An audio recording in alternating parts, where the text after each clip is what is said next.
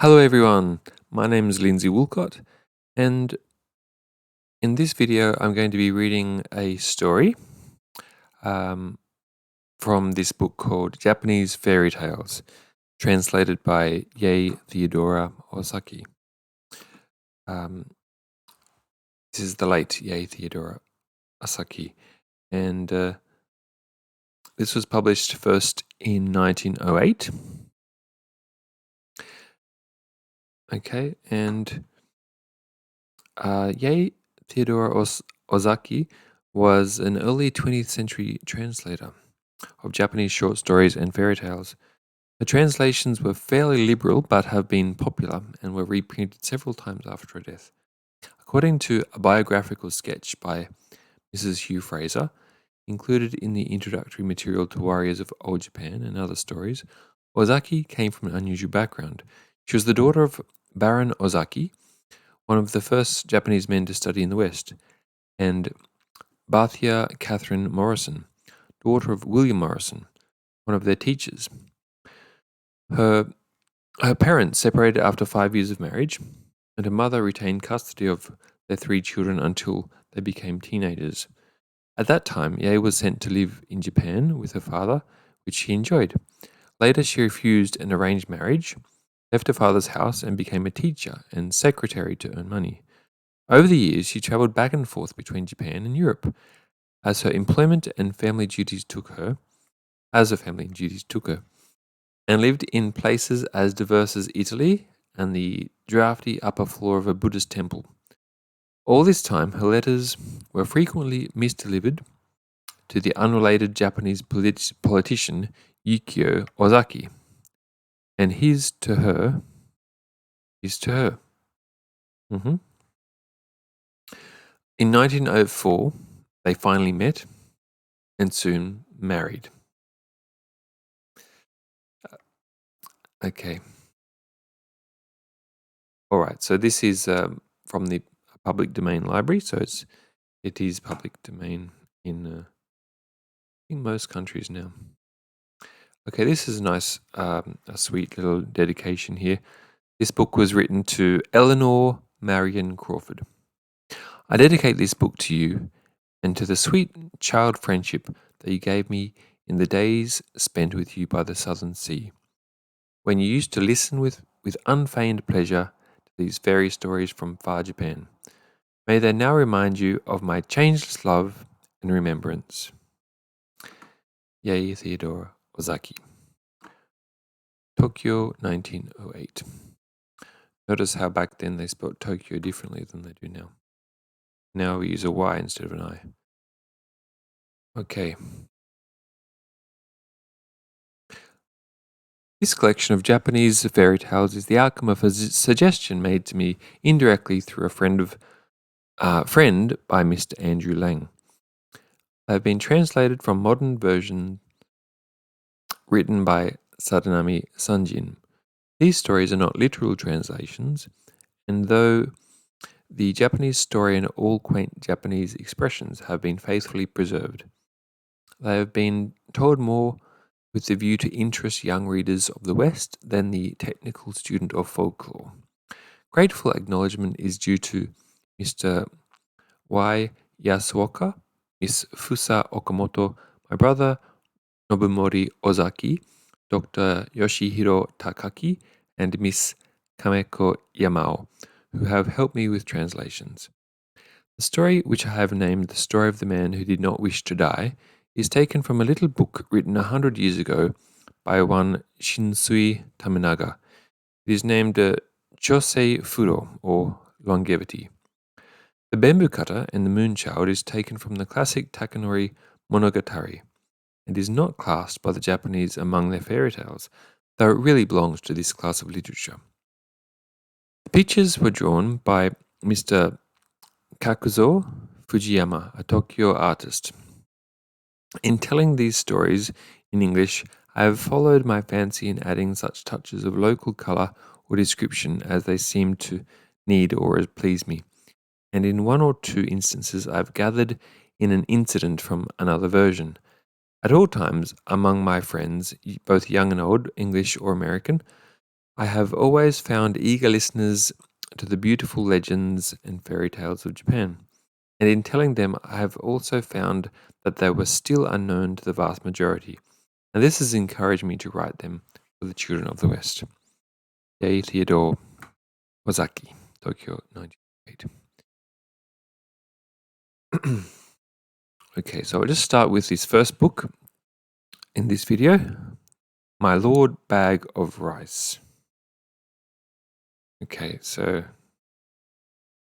they're just short stories, so hopefully it'll probably just take, I guess, less than 15 minutes. We'll see how, less than 10 minutes even. We'll see how we go.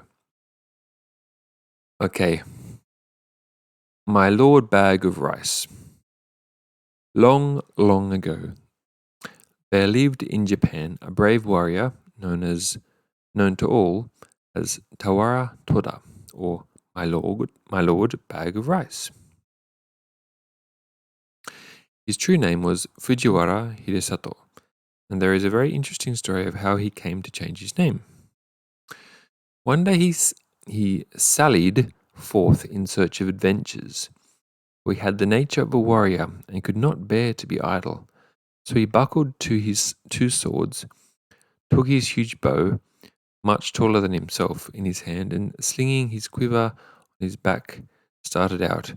He had not gone far when he came to the bridge of Seta no Karashi, spanning one end of the beautiful Lake Biwa. No sooner had he set foot on the bridge than he saw lying right across his path a huge serpent dragon. Its body was so big that it looked like the trunk of a pine tree, and it took up the whole width of the bridge. One of its huge claws rested on the parapet of one side of the bridge, while its tail lay almost against the other. The monster seemed to be asleep, as it breathed fire and smoke came out of its nostrils. At first, Hidesato could not help feeling alarmed at the sight of this horrible reptile lying in his path, for he must either turn back or walk right over its body. He was a brave man, however, and putting aside all fear, went forward dauntlessly. Crunch, crunch! He stepped now on the dragon's body, now between its coils, and even without one glance backward, he went on his way.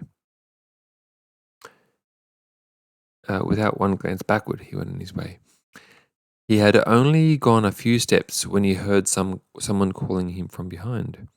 On turning back, he was much surprised to see that the monster dragon had entirely disappeared, and in its place was a strange-looking man who was bowing most ceremoniously to the ground. His red hair streamed over his shoulders and was surmounted by a crown in the shape of a dragon's head. And his seagrass dress was patterned with shells. Hidesato knew at once that this was no ordinary mortal, and he was wondering much at the strange occurrence.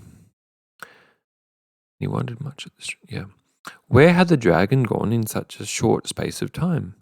Or had it transformed itself into this man? And what did the whole thing mean? While these thoughts passed through his mind, he had come up to the man on the bridge and now addressed him. Was it you that called me just now? Yes, it was I, answered the man. I have an earnest request to make to you. Do you think you can grant it to me? If it is in my power to do so, I will, answered Hidesato. But first tell me who you are. I am the Dragon King of the lake, and my home in these waters just under this bridge. And what is it you have to ask of me? Said Hidesato. I want you to kill my mortal enemy, the centipede, who lives on the mountain beyond. And the dragon pointed to a high peak on the opposite shore of the lake. I have lived now for many years in this lake and have a large family of children and grandchildren. For some time past we have lived in terror for a monster centipede And for Monster Centipede has discovered our home, and night after night it comes and carries off one of my family. I am powerless to save them. If it goes on for much longer like this, not only shall I lose all my children, but I myself must fall a victim to the monster. I am therefore very unhappy, and in my extremity, I determined to ask the help of a human being.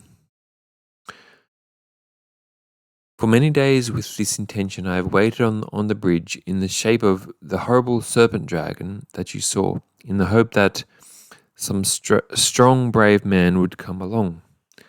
But all who came this way, as soon as they saw me, were terrified and ran away as fast as they could. You are the first man I have found able to look at me without fear, so I knew at once that you are a man of great courage. I beg you to have pity upon me. Will you not help me and kill my enemy, the centipede? Hidesato felt very sorry for the Dragon King on hearing his story, and readily promised to do what he could to help him. The warrior asked where the centipede lived, so that he might attack the creature at once. The Dragon King replied that its home was on the Mount Mikami, but that as it came every night at a certain hour to the palace of the lake, it would be better to wait till then. So Hidesato was conducted to the palace of the Dragon King under the bridge. Strange to say, as he followed his host downwards, the waters parted to let them pass, and his clothes did not even feel damp as he passed through the flood. Never had Hidesato seen anything so beautiful as this palace, built of white marble beneath the lake.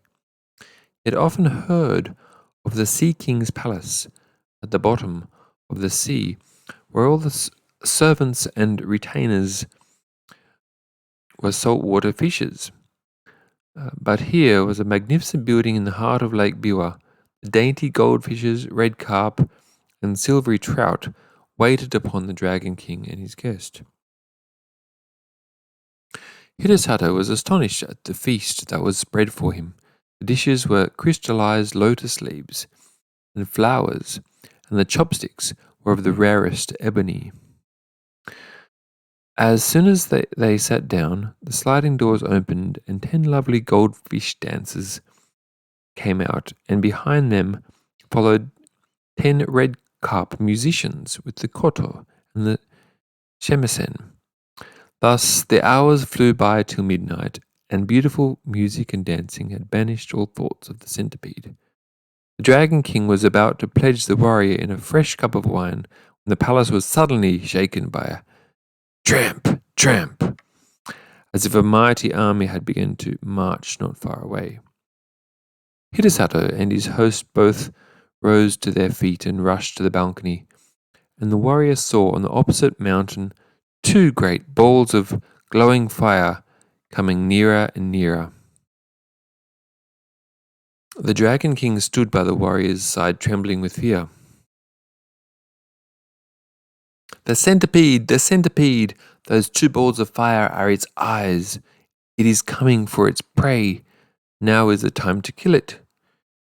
Hidesato looked where his host pointed, and in the dim light of the starlit evening, behind the 2 balls of fire, he saw the long body of an enormous centipede winding round the mountains, and the light in its 100 feet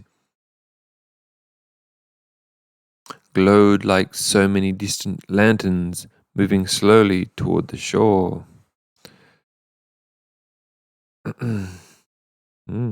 Hidesato showed not the least sign of fear. He tried to calm the Dragon King. Don't be afraid, I shall surely kill the centipede. Just bring me my bow and arrows. The Dragon King did as he was bid, and the warrior noticed that he had only 3 arrows left in his quiver. He took the bow, and fitting an arrow to the notch, took careful aim and let fly. The arrow hit the centipede right in the middle of its head, but instead of penetrating, It glanced off harmless and fell to the ground. Nothing daunted, Hidesato took another arrow, fitted it to the notch of the bow, and let fly. Again, the arrow hit the mark. It struck the centipede right in the middle of its head, only to glance off and fall to the ground. The centipede was invulnerable to weapons. When the Dragon King saw that even this brave warrior's arrows were powerless to kill the centipede, he lost heart and began to tremble with fear. The warrior saw he had now only one arrow left in his quiver, and if this one failed, he could not kill the centipede. He looked across the waters. The huge reptile had wound its horrid body 7 times round the mountain and would soon come down to the lake. Nearer and nearer gleamed fireballs of eyes, and the light of its 100 feet began to throw reflections in the still waters of the lake. Then suddenly the warrior remembered that he had heard that human saliva was deadly to centipedes. But this was no ordinary centipede. This was so monstrous that even to think of such a creature made one creep with horror. Hidesato determined to try his last chance. So taking his last arrow and first putting the end of it in his mouth, he fitted the notch to his bow, took careful aim once more and let fly. This time the arrow again hit the centipede right in the middle of its head, but instead of glancing off harmlessly as before, it struck home to the creature's brain. Then, with a convulsive shudder, the serpentine body stopped moving, and the fiery light of its great eyes, 100 feet, darkened to a dull glare like the sunset of a stormy day, and then went out in blackness. A great darkness now overspread the heavens. The thunder rolled and the lightning flashed, and the wind roared in fury, and it seemed as if the world were coming to an end. The Dragon King and his children and retainers all crouched in different parts of the palace, frightened to death, for the building was shaken to the foundation. At last the dreadful night was over. Day dawned beautiful and clear. The centipede was gone from the mountain. Then Hidesato called to the Dragon King to come out with him on the balcony, for the centipede was dead and he had nothing more to fear. Then all the inhabitants of the palace came out with joy, and Hidesato pointed to the lake. There lay the body of the dead centipede floating on the water, which was dyed red with his blood. The gratitude of the Dragon King knew no bounds. The whole family came and bowed down before the warrior, calling him their preserver and the bravest warrior in all Japan. Another feast was prepared, more sumptuous than the first. All kinds of fish prepared in every imaginable way, raw, stewed, boiled, and roasted, served on coral trays, and crystal dishes were put before him, and the wine was the best that Hidesato had ever tasted in his life. To add to the beauty of everything, the sun shone brightly. The lake glittered like a liquid diamond, and the palace was 1,000 times more beautiful by day than by night. His host tried to persuade the warrior to stay a few days, but Hidesato insisted on going home, saying that he had now finished what he had come to do and must return. The Dragon King and his family were all very sorry to have him leave so soon. But since he would go, they begged him to accept a few very small presents. So they said, in token of their gratitude to him for delivering them forever from their horrible enemy, the centipede. As the warrior stood in the porch taking leave, a train of fish was suddenly transformed into a a retinue of men, all wearing ceremonial robes and dragons' crowns on their heads, to show that they were servants of the great dragon king. The presents that they carried were as follows. First, a large bronze bell. Second, a bag of rice. Third, a roll of silk. Fourth, a cooking pot. Fifth, a bell. Hidesato did not want to accept all these presents, but as the Dragon King insisted, he could not well refuse. The Dragon King himself accompanied the warrior as far as the bridge, and then took leave of him with many bows and good wishes, leaving the procession of servants to accompany Hidesato to his house with the presents. The warrior's household and servants had been very much concerned when they found that he did not return the night before, but they finally concluded that he had been kept by the violent storm and had taken shelter somewhere. When the servants on the watch of his return caught sight of him, they called to everyone that he was approaching, and the whole household turned out to meet him, wondering much what the retinue of men bearing presents and banners that followed him could mean. As soon as the Dragon King's retainers had put down the presents, they vanished. As soon as they put down the presents, they vanished, and Hidesato told all that had happened to him. The presents which he had received from the grateful Dragon King found to be of magic power. The bell only was ordinary, and as Hidesato had no use for it, he presented it to the temple nearby, where it was hung up to boom out the hour of day over the surrounding neighborhood. The single bag of rice, however, much was taken from it day by day for the meals of the knight and his whole family. Never grew less. The supply in the bag was inexhaustible. The roll of silk, too, never grew shorter. Though time after time, long pieces were cut off to make the warrior a new suit of clothes to go to the court in at the new year. The cooking pot was wonderful too. No matter what you put into it, it cooked deliciously, whatever was wanted without any firing. Truly a very economical saucepan. The fame of Hidesato's fortune spread far and wide, and as there was no need for him to spend money on rice or silk or firing, he became very rich and prosperous, and was henceforth known as my Lord Bag of Rice.